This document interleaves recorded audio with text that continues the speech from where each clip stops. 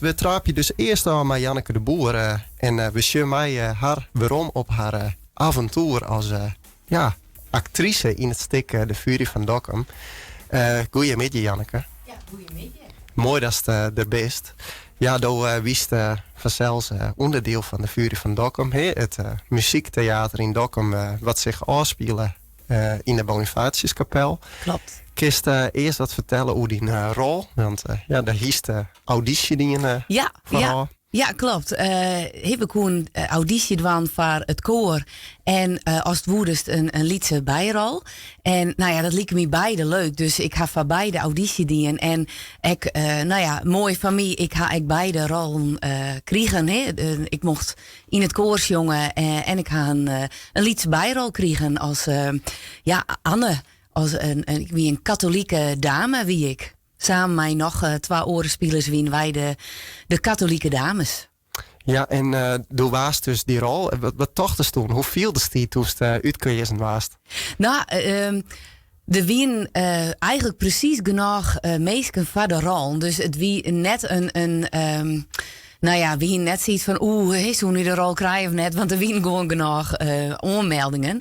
En, maar dat wie nog wel even vragen welke rol krijgt dan. Want er wien 3 protestantse dames, 3 doopsgezinde dames en 3 katholieke dames. En ja, mijn voorkeur gaat toch wel een beetje uit naar de katholieke dames. Alleen in eerste instantie kreeg ik een orenrol bedeeld. En nou ja, dat wie ik prima. Dan hij ziet, helemaal goed. Alleen de wie een van de katholieke dames die hier ziet van, ik viel me eigenlijk net heel erg katholiek. Dus toen stus ik liep mijn hoorn op. Ik zei, ik wil. Dus gaan we dus ruilen van rol. En ben ik dus uiteindelijk wel een katholieke dame worden. Ja, en hoe gaat dat toen in zijn werk? Door is die rol dus van Anne. En ja, dan is het oefenen, maar is een koor dus, een achtergrondkoor. En daar spelen dus ook orencollega Esther Leistra in, als ik het goed zie. Ja, heel goed. Ik haal haar jongen leuk. Ja, zij hier natuurlijk ook. En ze hier natuurlijk al een prominente rol als verteller van het verhaal. Zij had heel veel filmpjes opname, werd zij in uitleid, werd de Furie van Dokkum hoe gaat en wat Dokkum dus ooit hoe kwam is. En zij wie dus ook onderdeel van het koor. En ja, je krijg je dan op een gegeven moment heel bewust oornaam. En dan krijg je gewoon alle jaar repetitiedata terug. En dan krijg je het versjes terug. Dan krijg je het script terug mailt. En we hingen dus, al je bestand werd dus de muziek. Want er waren dus ik onderverdeeld in partijen. En dan koest Onjan wat voor jongstem als het hier is. En daar was dus ik weer onderscheid in maken. Dus ik wie een van de alten. En hier is tenoren, sopraan, bassen. Dat wie dan meer. De man wie meer de bassen en de tenoren. En de meeste vrouwen je ziet bij de alten en de sopraan. Ja, en in het stuk gebeurde van alles in Dokkum. De vrouwen die moesten eens de stad weer opbouwen, doet de geuzen eigenlijk de hele stad vernield. Ja, klopt. Ja. Hoe viel dat die rol, zeg maar? Het is eigenlijk wel als naar jouw dijstig juist een geëmancipeerd thema om het samen te nemen. Ja, de vrouwen bleun natuurlijk al hier oer. De man wie een af uitnijd maar de geuzen naar zee. Of ze wie een deer. Doordat al het geweld, want Dokkum is echt heel veel geweld onder die hele stad is gewoon leegplunderen, helemaal platbaand. Op een gegeven moment zei Boy Otemans de hoofdrolspeler die Hendrik van Bra speelt. Die zei dan op een gegeven moment de hitte in de stad was zo erg dat de torenklokken smolten in de kerktorens. Dus de kist wil nagaan wat er is echt wie een ramp. Echt een ramp wat daar plakvoen had. En ja, de vrouwelijke bleun oer. En die had die hele stad opgebouwd. En er is één versje in het stuk.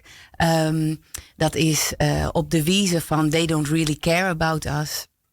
Wordt dat song, zij doen alles beter en wij doen blijkbaar niet met. En dat gaat oer, dat de vrouwen zich eigenlijk net jongen vielen. Omdat die man die naam, die dachten maar van nou ja, weer over die hele stad liggen en wie toch alles maar. En wij als vrouwen toch als zeker net mij. Maar die vrouwen die hadden verzorgen dat die hele stad weer opgebouwd worden is. Dus dat is echt wel, dat is een van de mooiste festjes, vind ik persoonlijk, die wij zongen. En daar straalt ik echt heel veel power uit, inderdaad. Dus dat is echt het mooie van het stik. Het straalt zo vol power uit. En ik wat hoofdrolspeler Nienke, die de rol van Katrina speelt, die speelt echt fantastisch. Dus alle hoofdrolspelers zien echt hele mooie rollen. Volkert Wesseling had echt een hele mooie rol. Dus, en Thijs Meester als monnik. Dus ja, echt petje al ik voor alle hoofdrolspelers. Weer echt fantastisch dingen. Nou, wie Aaron Snijn, wie de laatste opviering van het stik in de Bonifatiuskapel. Hoe just eigenlijk nooit alles voorbij is, steeds maar de voorstellingen. Hoe just daarop waarom? Moe, maar voldaan. Ja, het wie echt want je had in heel kwart tijd heel veel uitvoeringen horen. En het is echt fantastisch. En we gewoon helemaal meezogen in die belevenis. En elke keer haast weer, ook om mezelf praat, die energie weer om daar iets prachtigs deel te zetten voor al die mensen die het een kaartje kocht. En je wil het gewoon, het beste worst om die mensen zien litten. Maar het neemt echt heel veel. Dus het is, aan de ene kant mist het heel bot. En aan de andere kant is het echt goed. Want het neemt echt heel veel. En je hebt echt nog je werk ernaast. Dus dan de volgende dag die is het gewoon weer, in mijn geval, stie ik tussen de Lietse baan. Van 12 tot 4 uur stie ik weer mijn ding te doen. Wat echt hartstikke leuk is. Maar nou, ik moest soms wel eens even een gapje onderdrukken op mijn werk. Het is even omschakelen. Dan Klopt. Ja, daar is van de week echt een hele mooie Facebook of Instagram post met een hele mooie foto uit het stik. Daar stier bij van, dat is al begonnen wie dus met het tweede pad van de Fury van Dokkum.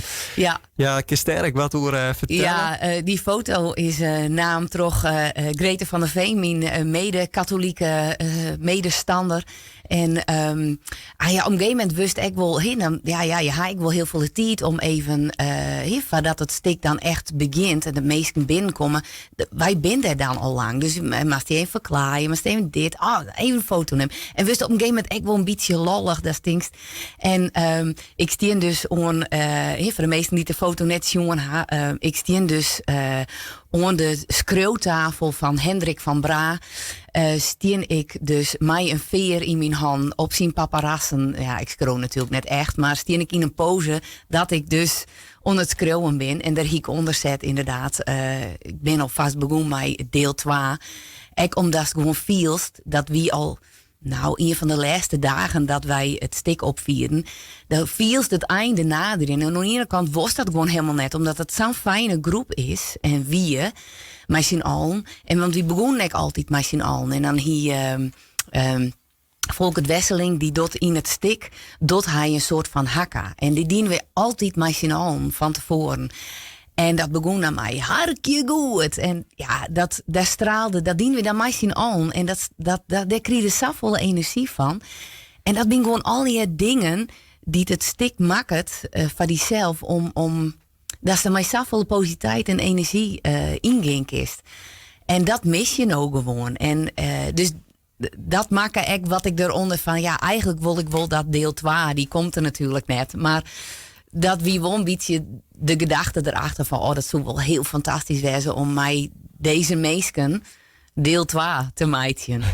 Dus uiteindelijk kies erop waarom zien als blij dat het voorbij is aan de ene kant, omdat het en een protte tijd en energie kost. Klopt. Maar ik wil weer voldaan en ik wil echt een protte energie krijgen. Ja, zeker. En ik hoe de regisseur en hoe dat al hier gaan is. En Sjoep Nutma als leider, muzikaal leider. En Brun Kuit als regisseur. Nou, die ga ik echt petje al ik voor hun. Want ze hebben echt hun best doen. Dank u wel voor die taalachting. En voor die mooie verhaal zelfs. En we sluiten hiermee al op die avontuur van de Fury van Dokkum. Dankjewel, Jim. Bedankt voor de tijd.